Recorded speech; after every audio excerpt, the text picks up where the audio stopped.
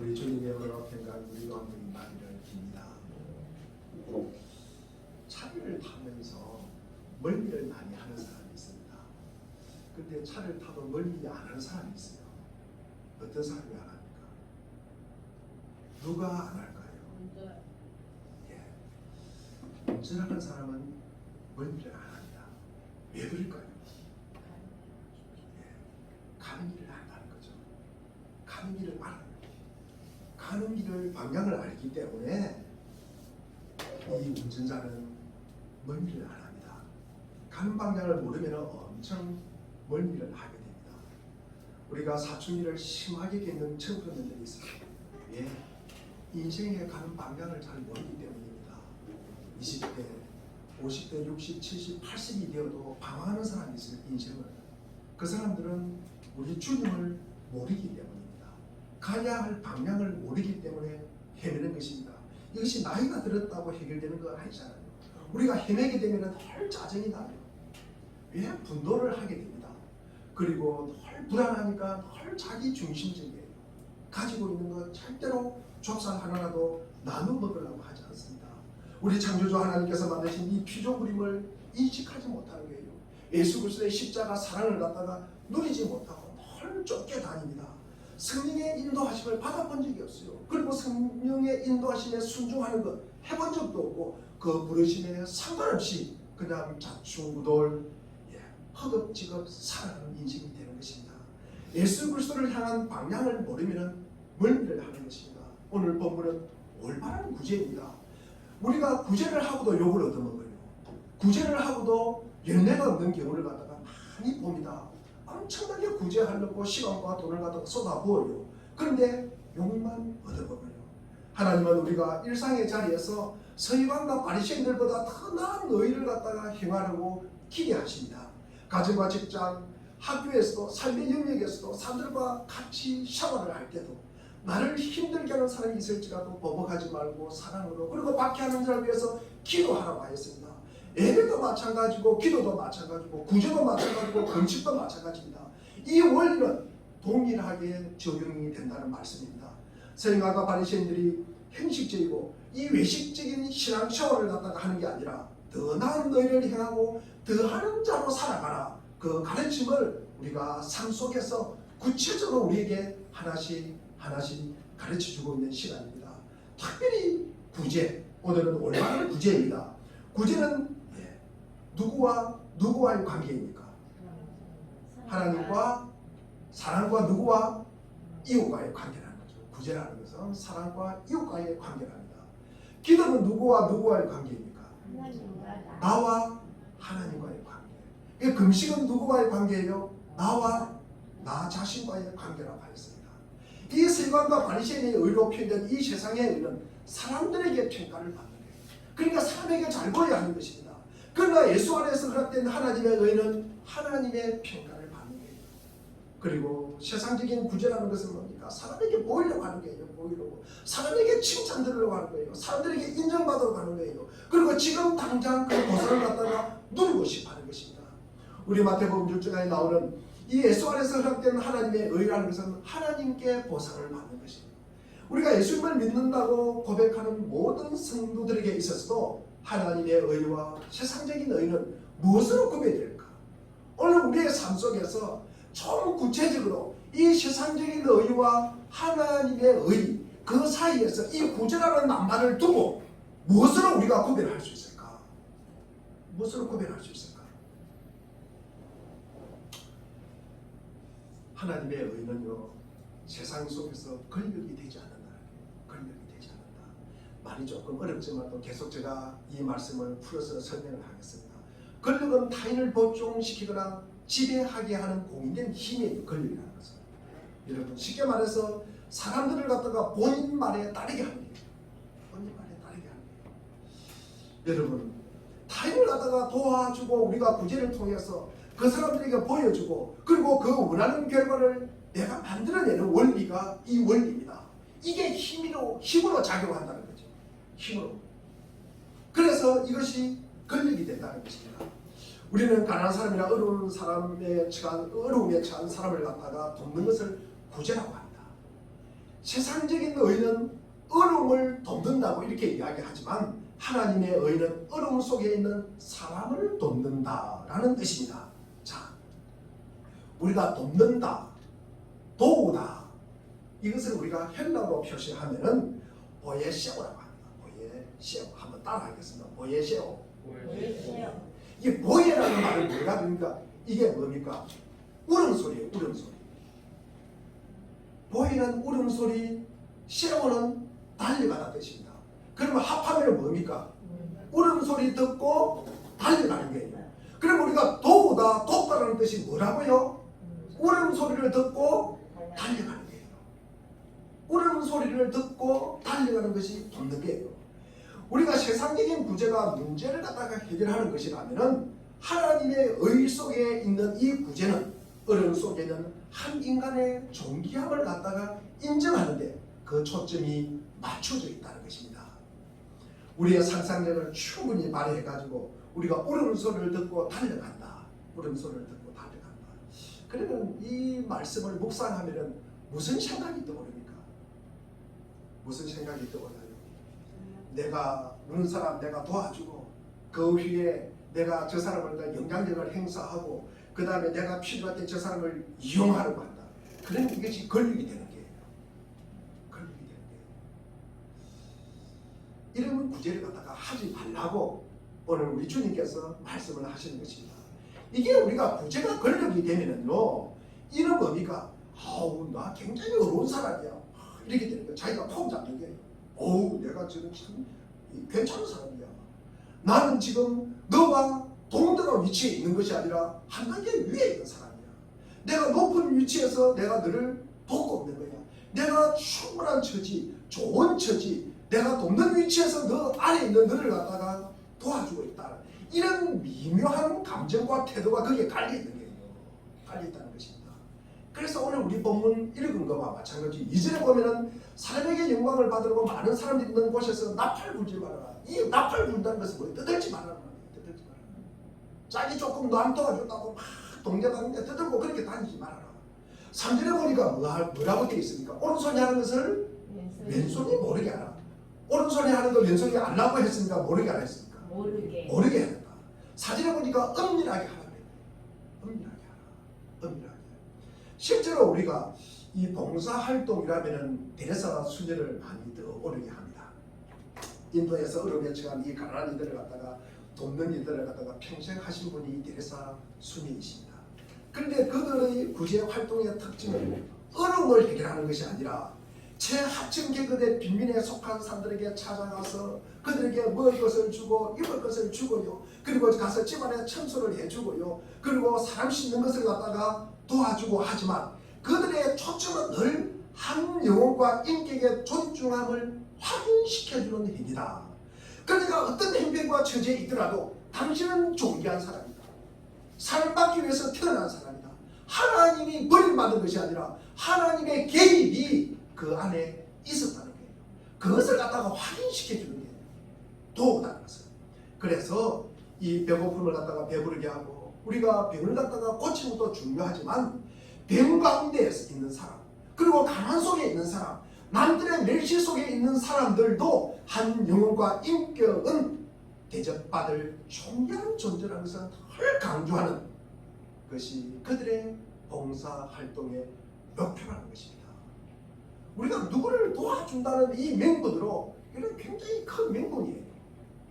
이 명분으로 인해서 다른 사람을 짓밟고 다른 사람을 무시하고 이것은요 있어서는 안 된다는 말씀이에요.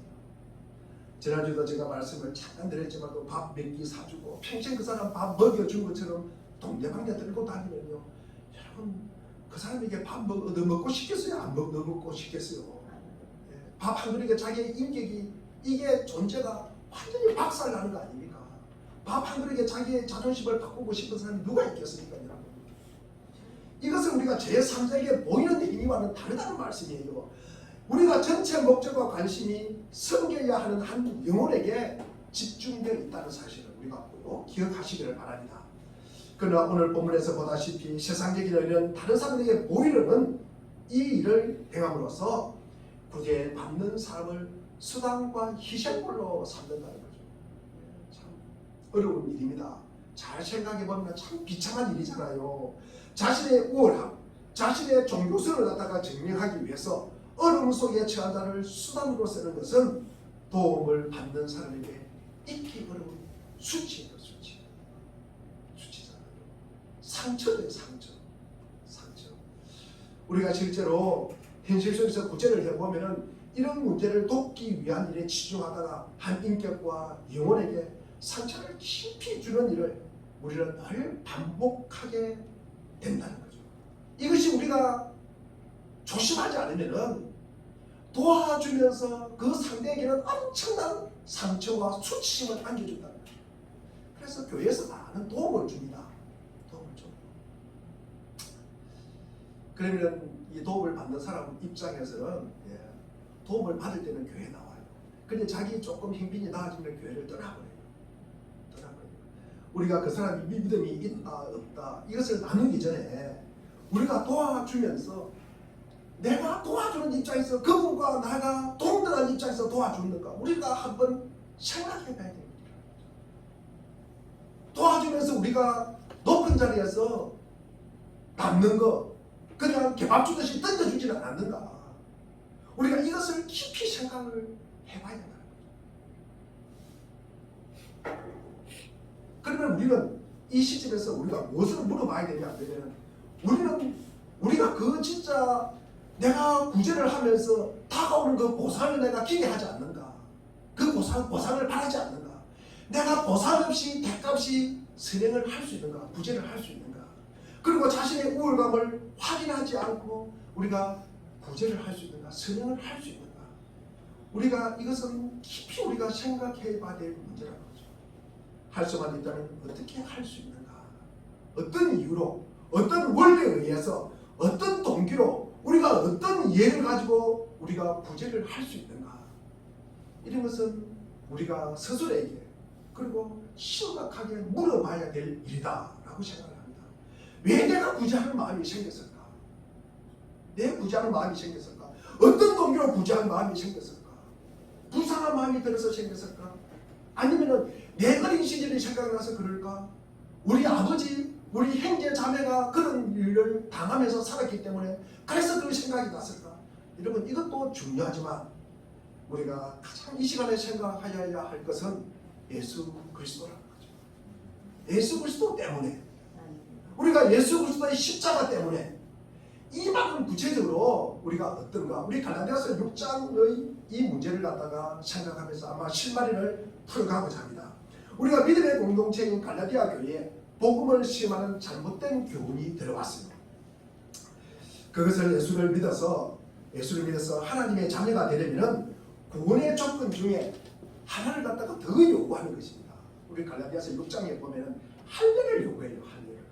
여러분 바울의 이 반박과 가르침은 분명합니다. 여러분 예수와 십자가 외에는 그 어느 것도 하나님의 자녀가 되는 조건이나 근거가 될 수 있다 없다? 대답이 없어요. 다시 여러분 조금 졸리지만도 비도 오고 그러지 말고 조금 집중하시기를 바랍니다. 예수와 십자가 외에 그 어느 것도 하나님의 자녀가 되는 조건이나 근거가 될 수 있다 없다? 없다. 그렇죠. 우리 십자가 외에 무엇을 갖다가 덧붙일 수 있다는 말입니까?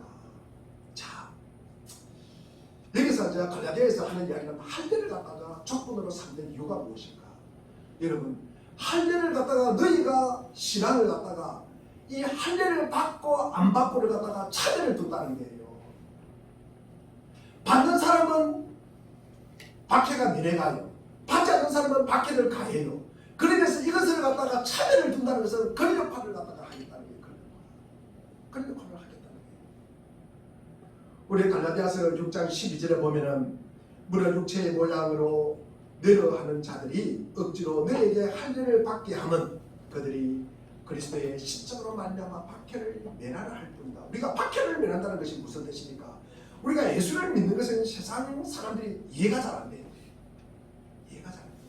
그게 이해가 되고 납득이 되면 교회에 오겠죠. 그게 이해가 안 되니까 안 옵니다. 그러니까 그것이 잘 이해가 안 되니까 이 교회 다니는 사람을 갖다가 박해를 하는 거죠. 근데 우리는 맞대가 대응하지 못하고 박해를 받는다는 말이죠. 그래서 13절에 보면 우리 13절 한번 읽어볼까요? 13절 읽겠습니다. 시작. 할례를 받는 사람들 스스로 율법을 지키지 않으면서 여러분에게 할례를 받게 하는 것은 여러분의 육체를 이용하여 자랑하려는 것입니다. 우리가 자랑한다는 것은 그것이 힘이 된다는 말씀이에요. 우리가 예수를 믿는다. 우리가 예수를 믿는다는 것은 할례만 받으면 돼 이렇게 되는 거예요. 율법은 믿지 않습니다. 그러니까 율법 같은 건 필요 없어. 안 지켜도 돼야 되는 거예요. 우리가 할례를 받는다는 것은 거기에 힘이 주어진다는 거예요. 힘이 주어지는 자에게는 뭡니까? 율법 안 지켜도 돼요. 할례를 갖다가 안 받으니까 이 할례를 안 받았다는 것이 힘이 없는 거예요.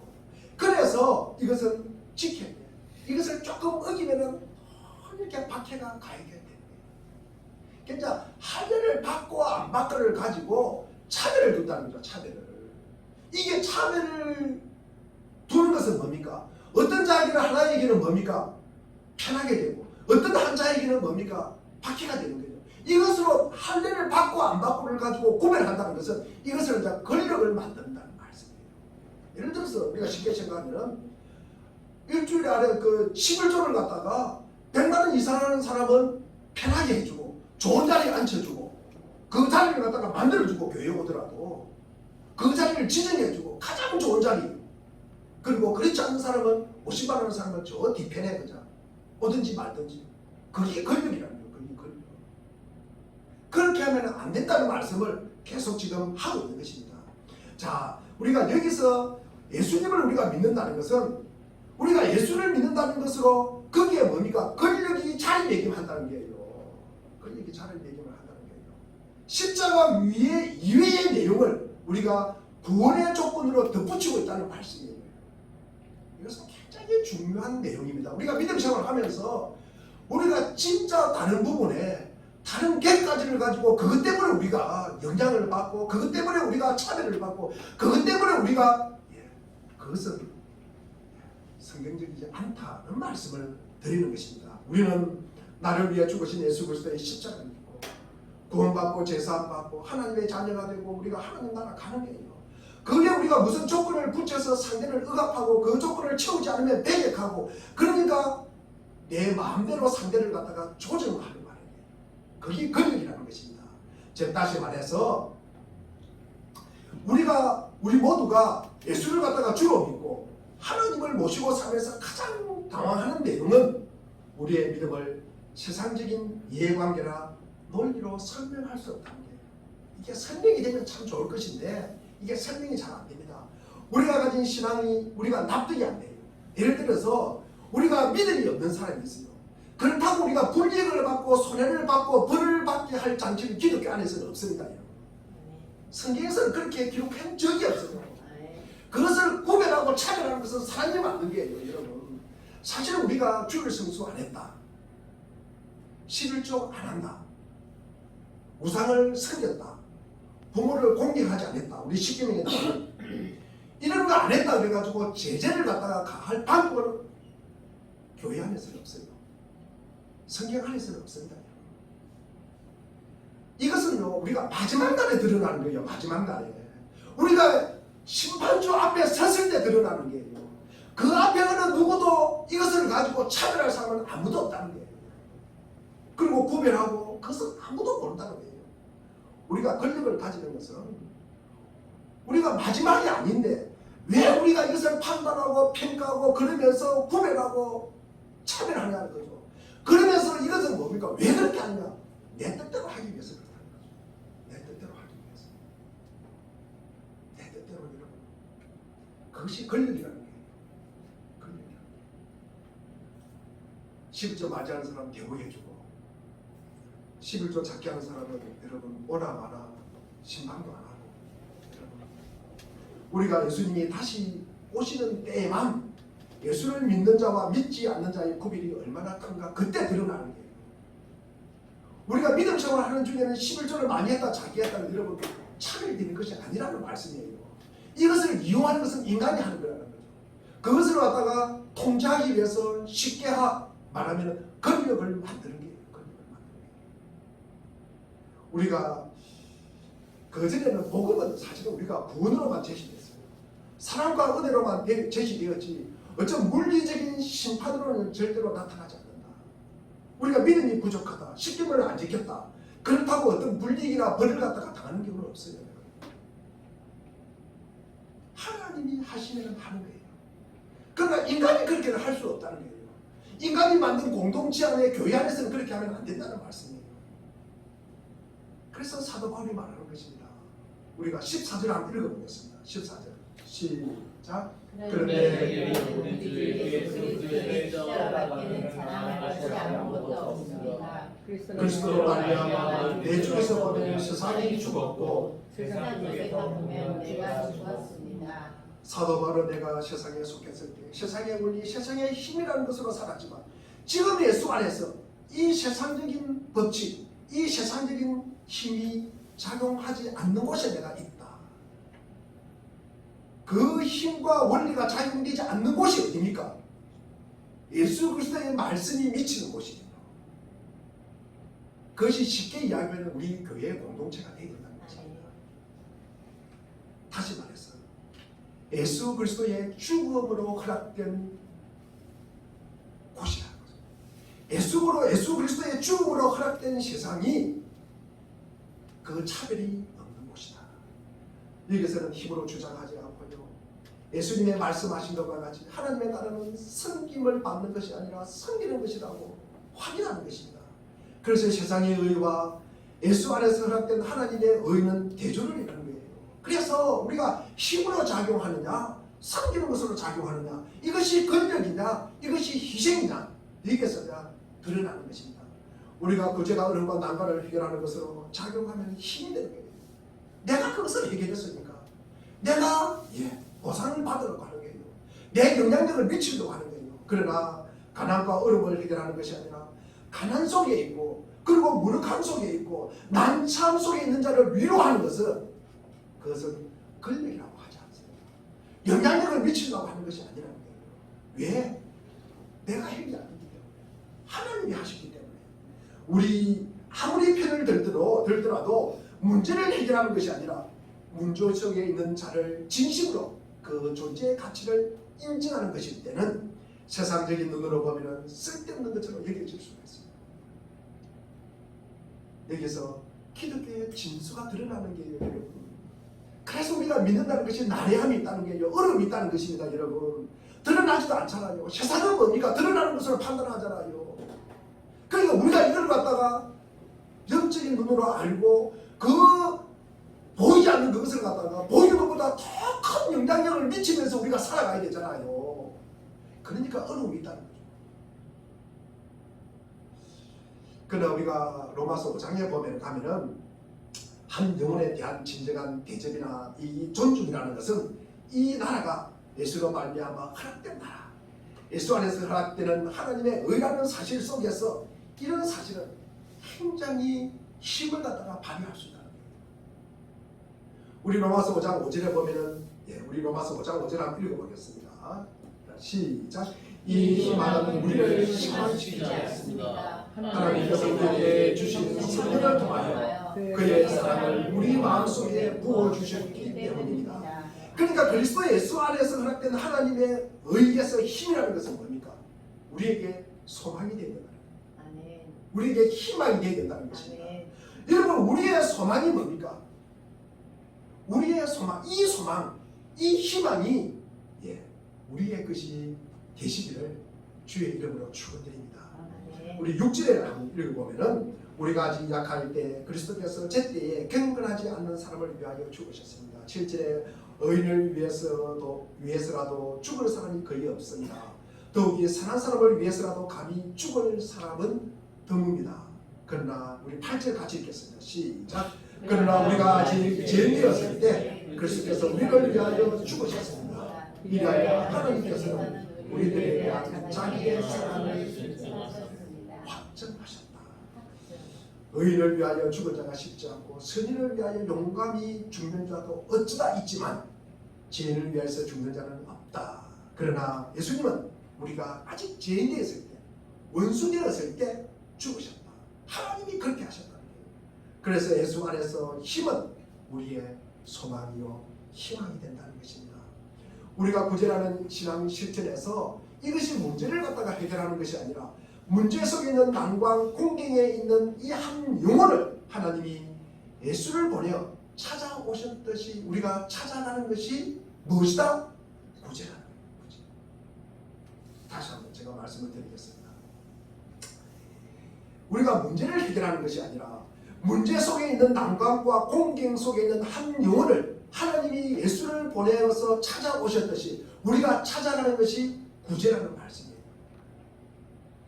하나님이 우리가 죄인 됐을 때 우리를 사랑하여 세상에 가장 귀한 그 아들을 보내신 하나님의 사랑이 오늘의 우리의 신앙 고백이지 않습니까? 우리 조금 전에 사도신경 고백하였지 않습니까? 그래서 우리는 하나님의 다스림, 이 하나님의 통치를 허락받게 했으므로 사랑하고 돕고 우리가 찾아갈 이유가 없는 사람들을 우리가 찾아가는 거예요. 대가 없이 보상 없이 찾아가는 거예요. 그것이 구제라는 말씀이에요. 이것은 기독교에서만 가지는 구제라는 말씀이에요. 돈 매입 던져주는 것이 구제가 아니라 예수님이 우리를 찾아오셨듯이 우리가 그런 마음으로 찾아가는 거예요. 그것이 구제라는 말씀입니다. 우리가 구제 속에 이런 존귀함이 있는 것을 우리가 발견하시기를 바랍니다. 우리가 그리스도 예수로 말미암아서 오늘 내가 존재하는 것과 통일한 이유입니다.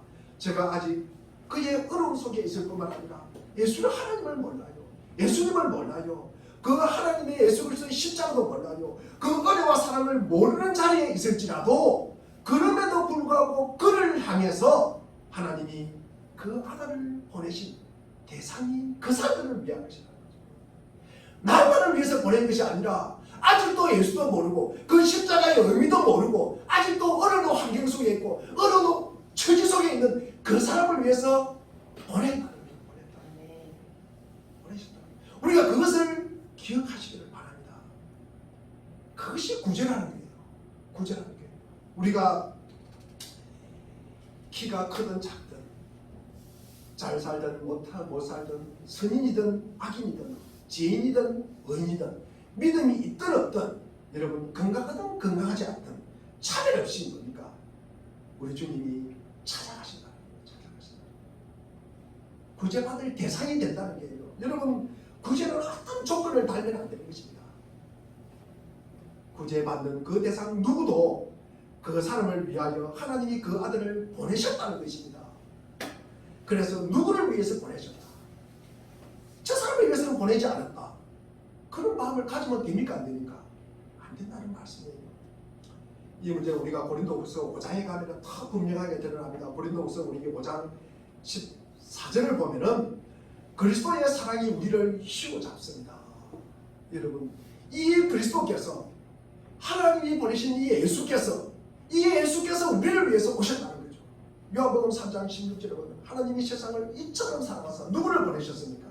하나밖에 없는 독생자 아들을 보내셨다는 거예요. 그분이 나만을 위해서 보낸 것이 아니라 믿지 않는 사람들을 위해서 이 세상 모든 사람들을 위해서 보내셨다는 것입니다.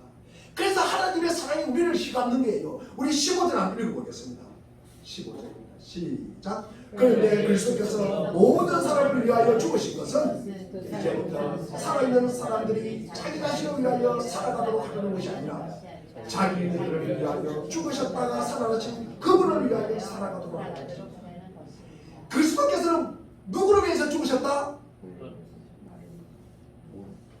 모든 사람을 위해서 죽으셨다 그러잖아요. 모든 사람을 위해서. 그러면 차별이 있으면 됩니까? 안 됩니까?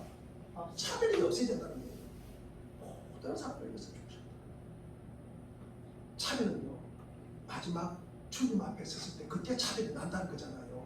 그 전에 차별하는 것은 하나님이 하는 것이 아니라 인간이 만든 거라고요. 그것이 권력이라고 제가 지금 계속 말씀을 드리고 있는 것입니다. 우리가 그래서 예수 그리스도의 십자가만 자랑하라. 그 외의 것은 자랑하는 것이 못 된다는 거예요. 못 된다. 자, 우리 16절에 보면은 그러므로 이제부터 우리는 아무도 육신의 잣대로 알려고 하지 않습니다. 육신의 잣대로 알는 것은 뭡니까? 권력이라는 거죠. 차별이라는 거죠. 구별이라는 거죠. 할인을 받았다 안 받았다 그거 가지고 구별을 한다는 거예요. 전에는 우리가 육신의 잣대로 그리스도를 알았지만 이제는 그렇지 않습니다. 예수 그리스도께서 아무 조건이나 보상 없이 나를 포함한 모든 사람을 위해서 죽어주셨다는 사실이에요. 그게 바로 십자가 사건입니다. 십자가 사건. 17절에 우리 같이 한번 읽어보겠습니다. 시작. 누구든지 그리스도 안에 있으면 내 것은 지나가서니 보십시오. 사도 바울이 전한 것은 이 세상 나라는 다른 하나님 나라가 있다는 거예요. 다른 하나님 나라가. 그 하나님 나라는 영원한 나라고, 하나님의 나라는 의와 진리와 선하심과 그 긍휼과 자비의 나라라는 말씀입니다. 이 세상은 경제, 가치, 힘과 다른 진리와 생명과 의가 거룩함의 나라입니다. 그것을 위해 하나님이 그 아들을 보내셨다는 것입니다. 우리 모두는 이 세상이 만든 존재가 아니라 하나님이 만든 존재입니다. 하나님이 원래 만들던 존재로 회복하는 거예요. 하나님의 형상을 회복하는 거예요. 그게 부활이에요. 그게 새로워지는 거예요. 그것이 우리가 은혜가 충만하다는 것입니다. 모든 사람이 예수 안에 있으면 다른 존재가 되고, 그 일을 위하여 하나님이 그 아들을 보내셨고, 우리로 하여금 전도하게 하고 선교하게 하고 봉사하게 하면서 그렇게 우리의 인생을 삶으로써 하나님의 나라가 전파되도록 하셨다는 것입니다. 그것이 우리가 구제에 나서는 기본 동기요, 그리고 근거가 되어야 한다는 것입니다. 그러니까 나를 위하여 죽으신 이 예수 그리스도, 이 예수 그리스도의 십자가 안에 있을 때만 이것이 가능하다는 말씀입니다. 예수 그리스도를 벗어나면 자기 자랑하고 싶은 거예요. 구제만 하라는 것이 아니라 구제만 특별한 신앙 실천하는 것도 아닙니다. 여러분, 우리는 영혼을 만날 때, 우리가 이웃을 대할 때 그가 그리스도 안에서 들어오면 새로운 피조물이 될 하나님의 사랑과 구원의 대상이라는 것을 우리가 늘 마음에 기억해야 되는 것입니다. 내가 이미 그런 경험과 그 은혜 속에 우리가 살고 있잖아요. 그러면 그 은혜와 그 사랑 속에 우리가 살고 있는 걸 느꼈다면 저 사람이 믿음이 없더라도, 세상에 있더라도, 우리가 어려운 처지에 있더라도 내가 구제를 하면서 내가 높은 자리에 있다는 그런 마음을 가지면 안 된다는 말씀이에요. 그도 나와 같은 사람이 될 거다. 그러니까 그 기대를 하고 우리가 구제를 하는 거예요. 그러면서 이 자리에 우리가 있는 거잖아요. 우리가 이 자리에 있는 것이 내가 믿음이 좋아서 있으니까, 내가 믿음이 축중해서 이 비오는 우중에 우리가 여기에 찾아와서 예배드리고 있는 것이니까 그렇지 않다는 거예요. 우리 주님이 보내셨다는 거예요. 우리 주님의 십자가 때문에 우리가 그 믿음으로 우리가 여기에 와 있다는 거예요. 이 자리에 있는 줄 아는 믿음으로 우리가 이웃 앞에 다가가고 그렇게 서야 하는 것입니다. 그렇게 우리가 구제에 임해야 한다는 말씀입니다. 우리는 결단코 그 사람을 놓고 내가 먼저 믿었고 내가 믿음이 좋고 이런 그런 말 하면 안 됩니다. 혹은 내가 여유가 있고 그리고 그 사람은 부족하다, 차별이 있다, 그런 마음으로 접근하면 안 된다는 말씀이에요. 구제라는 이름을 동원해서 나를 갖다가 증명하려고 하면 안 된다는 말씀입니다. 우리가 여기서 나를 증명하지 않고 누구를 증명해야 됩니까? 누구를 증명해야 됩니까? 예수님을 증명해야 된다는 말씀입니다. 내가 기도를 많이 하니까, 내가 구제를 많이 해서, 내가 금식을 많이 해서 내가 이런 복을 받았다, 그런 말을 하면 안 된다는 말씀이에요. 누가 복을 주셨다고요? 내가 그러면 기도 많이 해서 복을 받았습니까? 그리고 내 행위로 인해서 구원받는 것입니까? 아니잖아요. 내가 기도를 많이 하고 내가 구제를 많이 하고 내가 금식을 많이 하고 내가 봉사를 많이 해서 복을 받는 것이 아니라 예수님이 나에게 복을 주시는 거예요.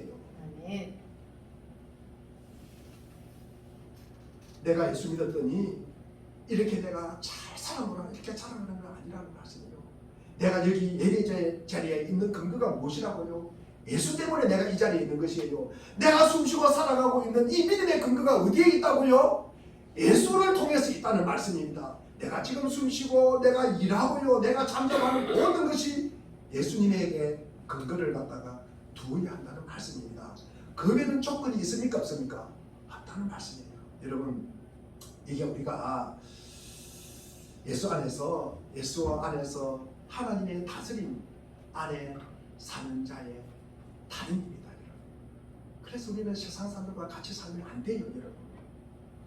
이 문제가 구제라는 것으로 여기에 설명되어 있기 때문에 우리는 잘못하면 나의 행위, 나의 명분이 될 위험이 굉장히 크다는 말씀이에요. 내가 이렇게 했으니까, 내가 기도를 많이 했으니까, 내가 구제를 많이 했으니까 이런 말을 갖다가 하기 쉽다는 게요. 상대가 우리 교회 안에서도 상대가 어려움이 있어요. 기도 한번 해봐. 기도 찾기 했는가 봐. 그런 말 하면 안 된다는 말씀입니다, 여러분.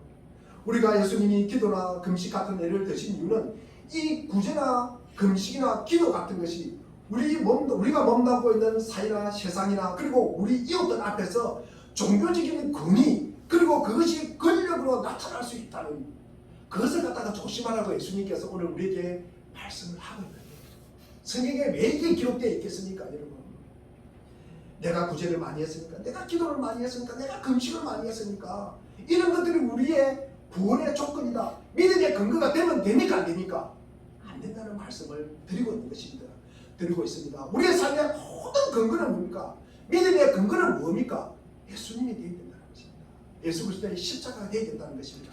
오직 예수 그리스도의 십자가를 믿는 믿음으로 우리가 구원을 받았기 때문입니다. 우리는 세상 속에 존재하며 하나님이 함께 살게 하신 이웃들 앞에서 예수 그리스도를 믿는 자로서 다르게 서야 하는 것입니다. 여러분, 권력하는 세상의 이해와는 다른 이해로 우리가 가진 신앙 고백의 진정한 내용으로 우리가 무장을 해야 된다는 것입니다. 우리 사도신경으로 고백했잖아요. 이 고백을 우리의 무장으로 살아요. 세상에 나가서 우리가 이것 가지고 살아가는 거예요.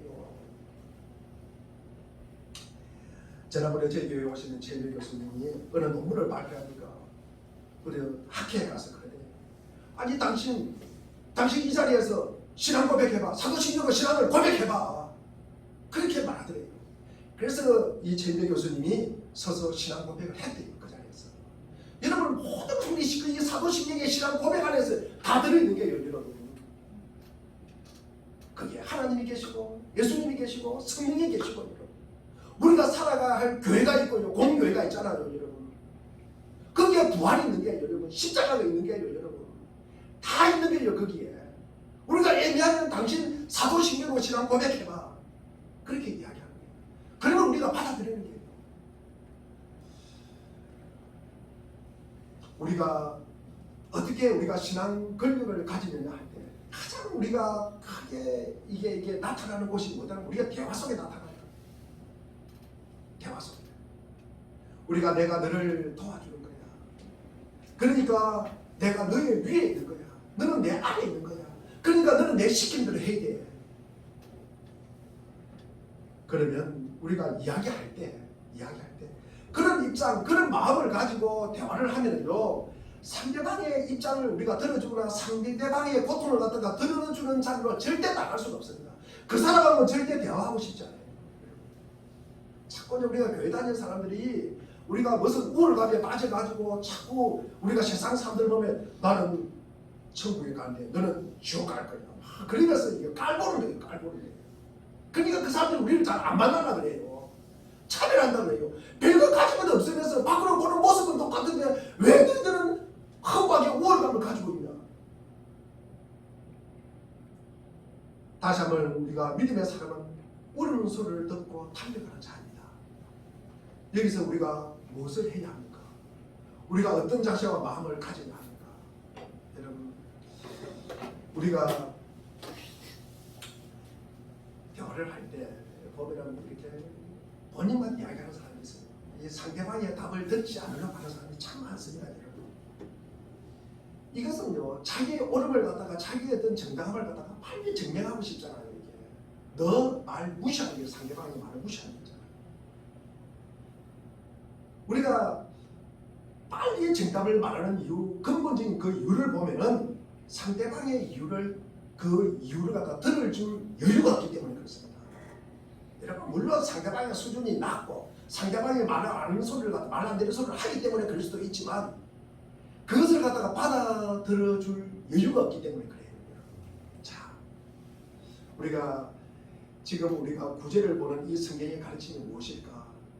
가난 속에 있는 혹은 공경 속에 있는 존재에게 그 공경을 해결해 주는 것이 아니라 그 종기를 갖다가 귀히 여긴다는 겁니다.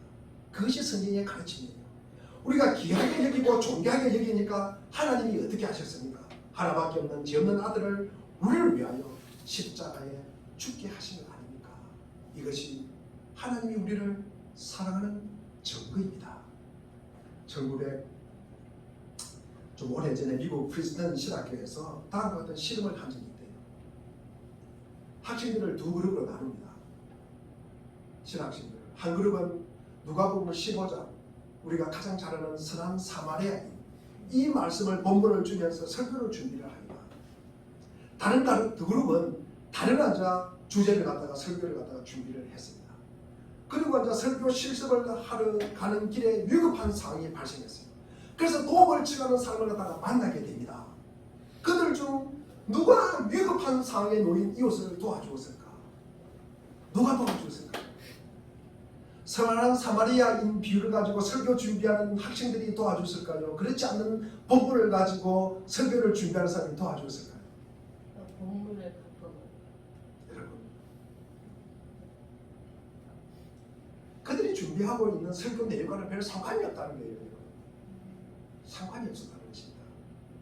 며칠 동안 이웃을 돕자는 주제를 염두에 두고 말씀을 묵상하고 호소력 있게 설교를 갖다가 준비를 했지만 그 내용 자체가 친절한 행동을 가져오지는 않다는 것입니다.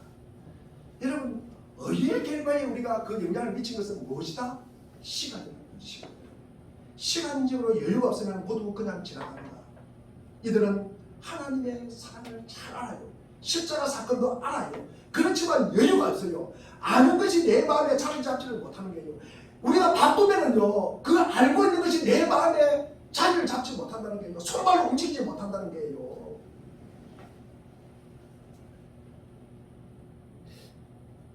어느 정도 여유가 있을 때, 아는 것이 내 마음에 자리를 잡을 때, 그래도 얼음에 찬 사람을 돌아보고 챙겨주는 학생들이 있었다는 것입니다.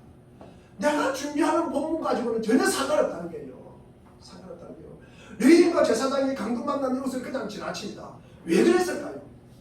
왜 그랬을까요? 그 사람들이 하나님의 말씀을 몰라서 그랬을까요? 가장 큰 계명인 하나님 사랑과 이웃 사랑을 잊어버려서 그랬을까요? 그렇지 않습니다, 여러분. 바빠서 그랬다는 거예요. 바빠서, 여러분. 바빠서 그랬다는 거예요, 여러분. 우리 마태복음 22장과 누가복음 14장에 보면은 큰 잔치에 초청에 거절하는 사람들이 누굽니까? 바빠서 못 가는 거예요. 바빠서 못 가는 거예요.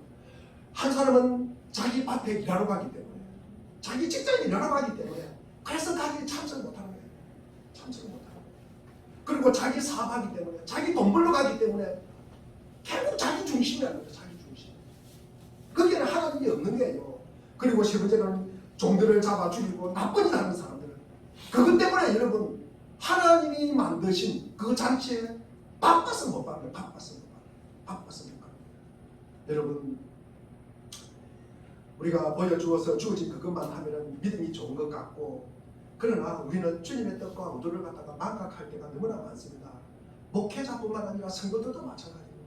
자꾸 바쁜 척 하는 것인지 진짜 바쁜 것인지는 모르겠습니다. 하루가 우리가 24시간이다. 일주일이 몇 시간입니까? 168시간입니다. 예배 1시간 드립니다. 그렇게 바쁠까? 바쁘다 보면요, 우리가 성과하기 구별이 안 되는 것입니다, 여러분. 사랑과 미움은 구별 안 되는 거예요. 죽음과 생명 구별이 안 되는 거예요, 여러분. 바쁘면은 진실과 거짓을 구별하지 못하는 거예요. 천국과 지옥 구별이 안 되는 거예요. 왜? 몰라서 그래요. 바빠서 그래요. 바빠서. 하늘을 쳐다볼 여유가 없어요. 죽음을 갖다가 생각할 여유가 없어요. 우리가 주님의 십자가를 볼 여유가 없다는 것입니다. 왜 그럴까? 내가 바빠서 그래요. 내가 바쁘다 보면 내가 나아가야 할 방향을 갖다가 잊어버리는 거예요. 혼잡하는 거예요. 하나님의 의도, 목적 잊어버리는 거예요. 십자가를 붙잡고 가야 될 그 의미를 갖다가 잊어버리는 겁니다. 우리가 십자가를 바라보지 못한다. 십자가를 인식하지 못한다. 예수님이 나를 위하여 죽으셨다는 사실을 모르는 것이에요. 우리가 십자가를 바라본다. 십자가 이게 무슨 의미가 있어요? 우리가 십자가를 바라본다는 것은요, 우리가 예수님이 나를 위하여 죽으셨다는 사실을 모르는 거예요. 그에 대한 감각과 인식이 없다는 말씀입니다. 십자가를 바라보면서 우리 자신을 갖다가 볼 수 있어야 하는데, 우리가 죄인이라는 자각이 없어요. 자신이 죄인이라는 것을 모르는데, 그러니까 무엇이 없어요? 자신이 죄인이라는 사실을 우리가 깨닫지 못하니까 회개가 없는 거예요. 회개가 없다. 십자가가 무엇입니까? 내 자신에 대한 죄를 바라보는 거예요. 내가 죄인이라는 것을 갖다가 확인시키는 거예요. 그로 인해서 뭡니까? 회개가 당연히 따라오는 거예요. 회개가. 그러나 내 자신에 대한 죄인식이 없고 그로 인해서 회개가 없는 거예요. 그런 자는 성령을 모독하는 죄로 절대 용서함을 받을 수 없다. 이게 새벽예배 제가 우리가 하고 있는 내용입니다. 우리가 아무리 주홍같이 붉을지라도 회개가 없으면 제사함을 받지 못합니다. 붉을지라도 회개가 있으면 제사함을 받습니다. 그러나 그 죄가 아무리 하찮다 하더라도 회개가 없으면 죄 용서함이 있다 없다 없는 것이에요. 사람에게는 하나님의 진리를 받아들이고 인식하게 하는 이 성령의 도우심이 필요합니다. 사람 안에 있는 성령이 있어야 선과 악을 갖다가 볼 수 있는 것입니다. 그런데 이것을 갖다가 인식할 수 있게 되는 능력이 성령을 통해서 가는 거예요. 이 능력을 해방하는 것은 이게 성령 해방제라는 거예요. 여러분, 죄를 깨닫지 못하게 하는 죄라는 거죠. 쉽게 우리가 회개하지 못하게 하는, 그래서 용서받지 못하게 하는 것, 이것이 성령 해방제라는 거예요. 성령 해방제. 여러분, 누구든지 우리가 비속하고 부패하고 쾌락한 말을 추구하고요, 그러다 보면 우리가 깨끗하고 건전하고 순수하고 이런 즐거움을 누릴 기회를 갖다가 잃어버리는 거예요. 그러다 보면 사람이 너무나 뻔뻔하게 되는 거예요. 뻔뻔하게 되는 거예요. 그러므로 사람은 선량한 것과 진실한 것을 접해도 이것을 갖다가 인식하는 능력을 갖다가 상실해버리는 거예요. 사람이 너무 오래 우리가 하나님의 진리에 눈과 귀를 막아버리고, 그리고 자신의 뜻대로 행하고 하나님의 인도를 거절하고 하나님이 보내주신 말씀과 그 말씀의 방향을 무시한다면 하나님이 자신의 마음에 넣어주고자 하는 이 가치관과 이 사상을 갖다가 배격하면 자신의 사상과 습관을 갖다가 고집하게 되는 거예요. 마침내 있는 하나님의 진리와 아름다움과 그 선을 보고도 인식할 수 없게 되고 자기 자신이 악이 선하게 보이게 되는 거예요. 그리고 하나님의 선하심이 악으로 보는 그런 지경에 이르게 된다는 말씀입니다. 생각과 바리새인들이 그런 상태에 있다는 말씀이에요. 그들은 너무 오랫동안 하나님의 인도하심의 손과 하나님의 성령의 격려하심 때문에 눈 벌고 귀가 멀었기 때문에 자신의 뜻을 고집하기 때문에 마침내 하나님의 진리와 선을 눈앞에 두고도 인식을 갖다가 하지 못하는 지경에 이르다는 거예요. 그들은 선의 화신을 보고 악마의 화신으로 우리가 생각하기 때문에 하나님의 아들을 보고 뭐라 그러니까? 하나님의 아들을 보고 귀신의 왕이라 그래요. 귀신의 왕. 이것이 성령을 해방하는 죄입니다. 하나님의 의지를 창의한 일관되게 거절했기 때문에 하나님의 의지가 완전히 나타나도 그것을 인식할 수 없는 상태에 이르는 것을 말하는 것입니다. 그래서 용서받지 못한다. 용서받지 못한다. 다른 죄와 비교할 때 그렇게도 그것이 무서운 죄인가? 이 질문에 대한 답입니다. 즉 사람이 그 지경에 다다르면 회개할 수 없기 때문입니다. 회개가 없는 게, 그래서 용서가 없는 것입니다. 우리가 선을 보고도 선을 인식할 수 없다면 그는 선을 갈망할 수도 없고, 악한 것을 악한 것으로 인식하지 않는다면 그는 그 악에 대한 마음 아파하지도 않고 그것을 미워할 수도 없고 그 악에서 떠나기를 바라지도 않는 거예요. 여러분, 악을 행하고 우리가 실수를 했는데도 선을 사랑하고 악을 갖다가 미워할 수 없다면 그는 뉘우칠 수도 없는 것입니다. 우리가 뉘우칠 수 없다면 용서를 받을 수가 없다는 말씀입니다. 회개만이 용서를 받을 수 있는 유일한 조건이기 때문입니다. 성령을 거역하는 죄를 범했다고 고민하는 사람은 사실 그런 죄를 범하지 않았을 것입니다. 성령을 거역하는 사람은 모든 죄의 감각을 상실했기 때문입니다. 세리왕과 바리새인들이 이런 상태에 놓여 있다는 것입니다. 서두에서 말한 대로 우리가 멀미를 하는 것은 방향을 잡지 못해서 그렇다. 우리의 삶과 인생도 마찬가지입니다. 방향을 잡지 못하면요 헷갈리고 혼란스럽게 살아가는 것이에요. 너무 오랫동안 하나님에 대한 고의적으로 눈물고 기머리가 되는 상태이기 때문에 하나님과 직면해서도 하나님을 인식하지 못하는 그런 상태에 이르게 되는 것입니다. 하나님이 그들을 막아버렸거나 용서받을 수 없는 한계 쪽으로 추방한 것이 아니라 그들 자신의 문을 갖다가 닫아버렸다는 거죠. 오랫동안 하나님에 대한 반항한 것이 그것이 습관이 되었다는 것입니다. 우리는 항상 하나님에게 마음을 향함으로써 우리의 감각이 무뎌지지 않고 흐려지지 않도록 영적으로 기머리가 되지 않도록 우리가 늘 정신을 차려야 합니다. 우리는 하나님의 음성을 절대로 더 희미하게 해지거나 마침내 전혀 들을 수 없는 지경에 이르는 것이 아니라 점점 더 우리가 분명하게 들어서 마침내 하나님의 음성만이 무엇보다도 확실하게 우리의 귀에 울려주는 유일한 소리가 되도록 하나님의 음성에 매일매일 우리가 귀를 기울이고 살아가는 복된 인생이 되시기를 주의 이름으로 축원드립니다. 아멘. 기도하겠습니다.